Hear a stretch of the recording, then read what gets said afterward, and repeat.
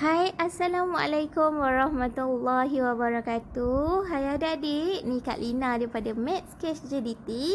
Okey adik-adik, hari ni kita nak masuk topik bundar. Okey, memandangkan ramai sangat ibu ayah, ada juga pelajar yang kadang-kadang careless buat soalan bundar, dan ada juga ibu ayah yang tanya, Kak Lina, Salina ni macam mana nak ajar tentang konsep bundar ni Okey, so memandangkan ada yang bertanya dan ada juga pelajar yang sering careless tentang topik bundar ni. Jadi Kak Lina hari ni terpanggil untuk nak berkongsi pada adik-adik untuk topik bundar. Okey, adik-adik perasan tak kalau soalan bundar ni, okey, biasanya dia akan cakap, okey, bundarkan kepada ratus terdekat. Betul tak? Okey, atau kadang-kadang dia kata bundarkan kepada puluh ribu terdekat. Ataupun kadang soalan tanya tentang ratus ribu terdekat. Okey, ni bergantung pada umur adik-adik lah kan. Kadang-kadang dah just 1, 2 ni maybe just puluh, ratus dan sebagainya. So sampailah ke darjah 6, nanti adik-adik akan belajar nombor sampai nombor juta kan. So mungkin dia akan minta pada ratus ribu terdekat dan sebagainya. Alright, so tak kisahlah apa pun rumah yang dia minta, bundarkan kepada rumah apa, tak kisah, asalkan adik-adik faham tentang konsep yang asas ni. Okey, bila adik-adik dapat soalan bundar macam ni adik-adik, very simple. First kali step dia, gariskan, bukan bulatkan, gariskan. Alright, gariskan rumah yang soalan minta. Okey, contoh, okey, katalah Kak Lina bagi adik-adik nombor ni katalah nombor 475 349. Okey, so dia kata untuk nombor ni katalah soalan minta ratus terdekat. Okey, kalau ratus terdekat, adik pergi kat rumah ratus. Okey, 10 ratus. Ratus ni adik-adik garis dulu. Yes, sebab step pertama gariskan rumah soalan minta, yang soalan minta. So kalau dia kata ratus terdekat, so adik-adik gariskan rumah ratus. Katalah soalan tu minta puluh ribu terdekat, maknanya adik-adik gariskan rumah puluh ribu. Okey, itu step pertama. Okey, step kedua adik-adik, adik-adik lihat jiran sebelah kanan dia. Okey, sebagai contoh untuk soalan ni. Alright, so jiran pada ratus nombor 3 ni berapa? So jiran dia adalah nombor 4 ni, ataupun rumah puluh. Atau kalau rumah puluh ribu ni, jiran dia yang mana? Yang rumah ribu. Okey, so lihat jiran sebelah. Okey, persoalannya kita nak lihat apa? Lihat nombor dia ni, nombor jiran kita ni, adakah dia nombor miskin atau nombor kaya. Okey, adik-adik kena kenal dulu dengan nombor miskin. Okey, nombor miskin, okey, dia ada 5 nombor. Nombor kaya pun ada 5 nombor. Nombor miskin adalah nombor 0, 1, 2, 3, 4. Okey, kemudian nombor kaya ada 5, 6, 7, 8, 9.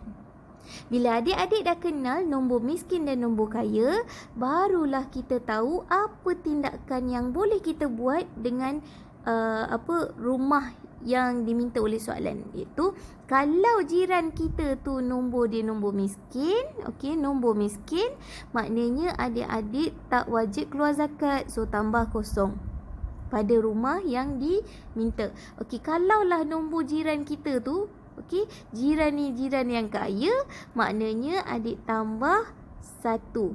Kena keluar zakat. Alright. Okey, sebagai contoh. Alright, nombor yang ada ni. Dia kata ratus terdekat. Sebagai contoh. Alright, so kalau dah tahu ratus terdekat, apa perlu kita buat? Okey, sekarang ni kita dah tahu. First kali tengok nombor 4 ni, nombor miskin ke nombor kaya? Kalau kita tahu dia nombor miskin, okey, kan macam contoh 4 ni adalah nombor miskin.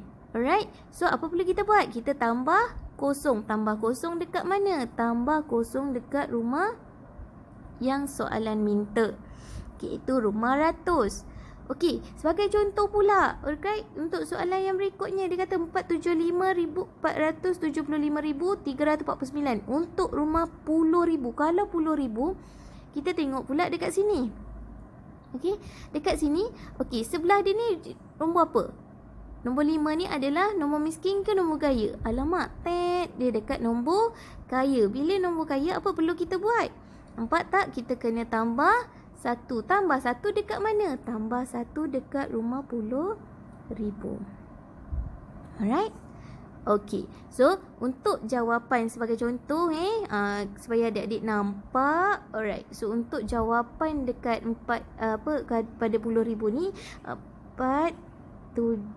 7 tambah 1, 8. Okey, seterusnya adik-adik, step yang berikutnya untuk soalan untuk step bundarkan ni, okey, step yang ketiga. Alright, kita dah tahu jiran kaya ke miskin, dah tambah 1 ke tambah kosong. So yang ketiga, selepas rumah yang soalan minta tu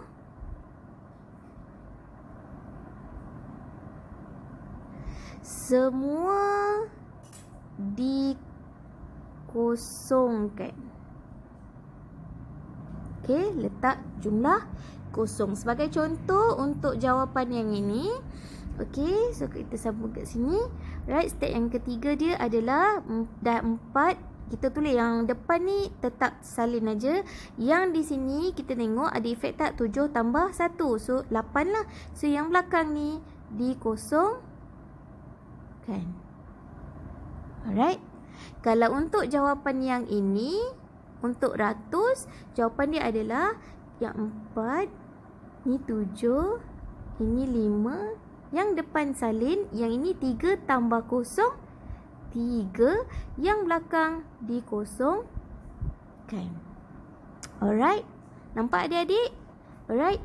Ini adalah basic asas. Okey, jom kita try buat soalan dia sikit. Alright, sebagai contoh, soalan Kak Lina bagi 5,469,764. Okey. Soalan yang Kak Lina nak bagi adalah soalan pertama, bundarkan kepada ratus ribu terdekat. Okey. So jom kita buat. Soalan pertama, ratus ribu terdekat. Terdekat. Okey, jawapannya adalah, okey, first kali kita gariskan rumah dia. Kemudian kita lihat jiran sebelah. Jiran sebelah ni nombor kaya ke nombor miskin? Alamak, nombor ni adalah nombor kaya. So apa yang berlaku? Di sini tambah 1. Dan macam mana cara nak tulis jawapan? Ambil saja 5. 4 tambah 1, 5. Yang belakang automatik kita kosongkan. Alright. Soalan kedua, katalah soalan ni minta berikan jawapan kepada ribu terdekat. Alright, tak ada masalah. Just pergi terus ke rumah ribu. Gariskan rumah ribu. Lihat jiran sebelah. Jiran sebelah ni nombor kaya ke nombor miskin adik-adik? 7 adalah nombor kaya. So, apa perlu kita buat dekat rumah ni? Tambah 1. Alright. So, jawapannya adalah, okay, kita tulis jawapan dia. Okay, tulis saja 5 juta. 4, 6. Okey, berhati-hati. 9 tambah 1, 10. So, kosong kat sini tambah 1 pula kat sini. Maknanya jawapannya adalah 7. Oh, sorry. 7. Alright. So, yang belakang dikosongkan. Nampak adik-adik? Yang ini lebih jelas, lebih mudah prosesnya supaya adik-adik nampak. Okey, yang terakhir Kak Lina nak bagi soalan. Katalah contoh soalan minta kepada ratus atau puluh lah puluh. Puluh terdekat. Apa susah, pergi je balik, tengok rumah puluh, gariskan, lihat jiran sebelah, kaya ke miskin? Miskin tambah kosong. So, jawapannya adalah salin saja nombor tu balik. 5, 4, 6, 9, 7. 6 tambah kosong, 6. So, belakang tu dikosongkan.